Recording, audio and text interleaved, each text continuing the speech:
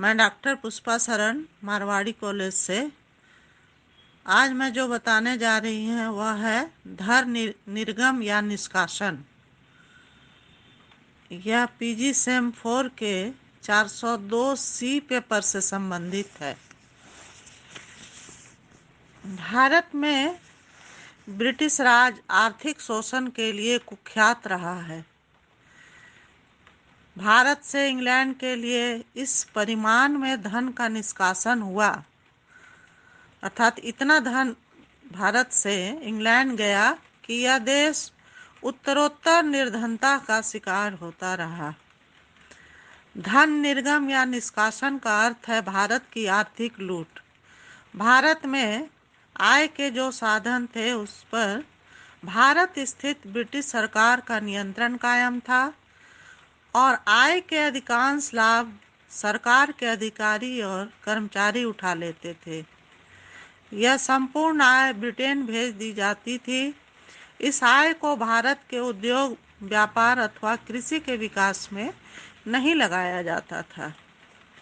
धन निष्कासन का अर्थ स्पष्ट करते हुए डॉक्टर ताराचंद ने लिखा है कि भारत से ब्रिटेन के लिए माल का निर्यात ही भारत से धन निष्कासन है, जिसमें भारत और इंग्लैंड दोनों की अर्थव्यवस्था पर व्यापक प्रभाव पड़ा।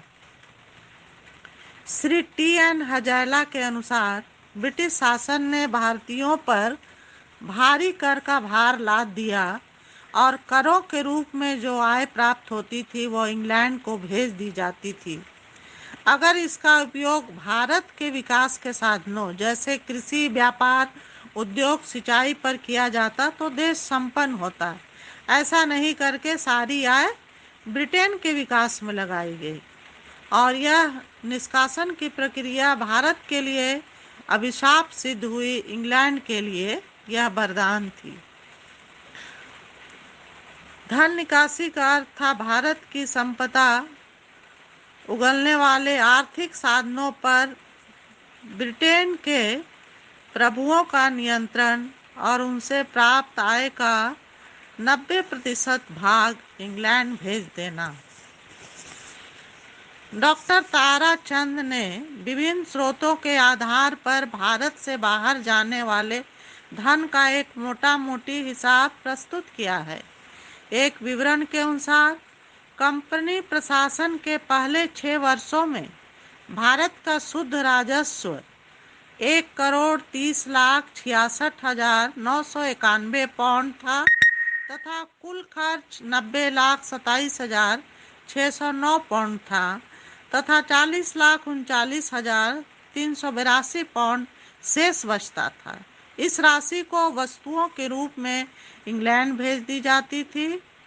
विलियम डिग्बी के अनुसार कदाचित पलासी और वाटरलू की लड़ाई के बीच 1 अरब पाउंड की रकम भारत से निकालकर अंग्रेजी बैंक में पहुंचाई गई। प्रोफेसर वकील का मत है कि 1834 से 1939 के बीच भारत से लगभग 105 करोड़ धन निष्कासित हुआ। इन सब के अलावा इनाम, ग्रेच्युटी, पेंशन आदि के मद में सेना के कई खर्च थे जो देना पड़ता था। इस प्रकार अंग्रेजों ने टिड्डियों की तरह भारत के धन को चाट लिया और भारत गरीब होता चला गया। भारत के मुख्यतः 2 नेताओं दादा भाई नौरोजी और महादेव गोविंद रानाडे ने धन निष्कासन पर अपनी प्रतिक्रिया जाहिर की है।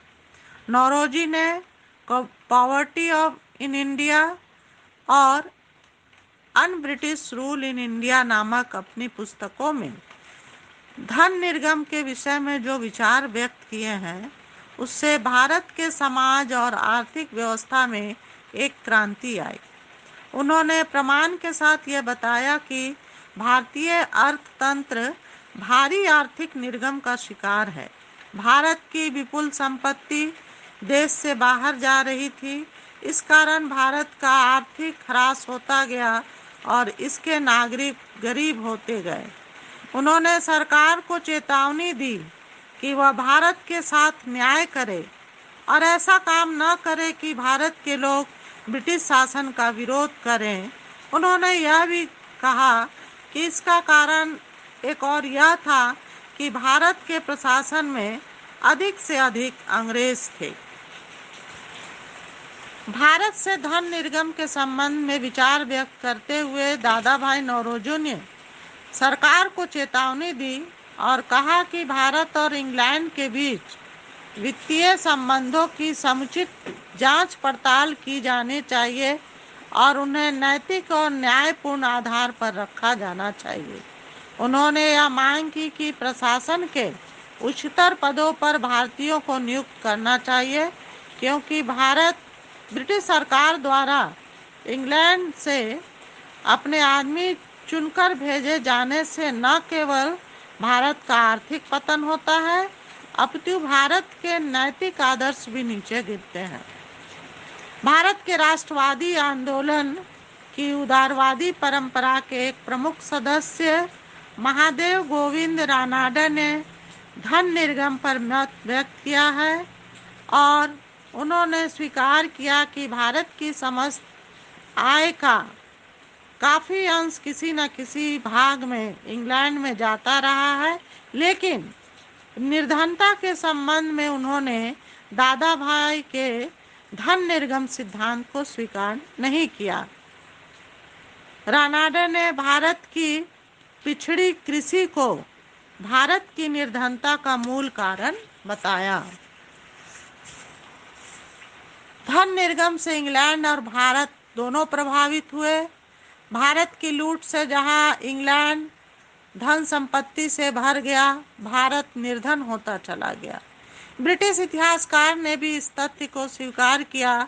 बंगाल की लूट के प्रारंभिक चरण में कंपनी के कर्मचारियों ने ही की।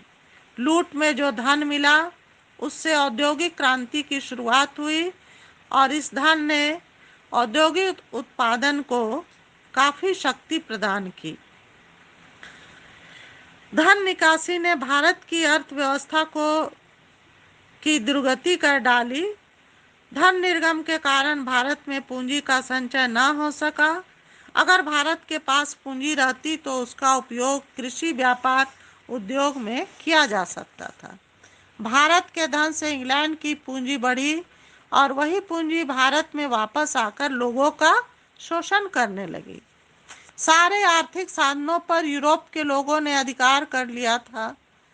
सारी कोयले और सोने की खानों, जूट और पटसन की मिलों, कॉफी, चाय के बगीचों, नील की फैक्ट्रियों आदि पर उनका एकाधिकार था। आर्थिक निर्गम ने नैतिक निर्गम को भी बढ़ावा दिया। दादा भाई नौरोजी ने लिखा है कि देश में अंग्रेज अधिकारियों को नौकरियां दी गई, उसकी जगह भारतीय नौकरी कर सकते थे और वे नौकरी करके पूंजी कमाते तो उसका उपयोग भारत में ही होता। अंग्रेजों को नौकरी की वजह से अनुभव मिला, वहीं भारतीयों में इनका अभाव रहा। इस तरह धन निर्गम या निष्कासन ने वास्तव में भारत को आर्थिक दृष्टि से खोखला कर दिया। इस प्रकार हम लोग देखते हैं कि जब भारत 1947 में स्वतंत्र हुआ तो उसको विरासत के रूप में एक गरीब या विपन्न भारत मिला। धन्यवाद।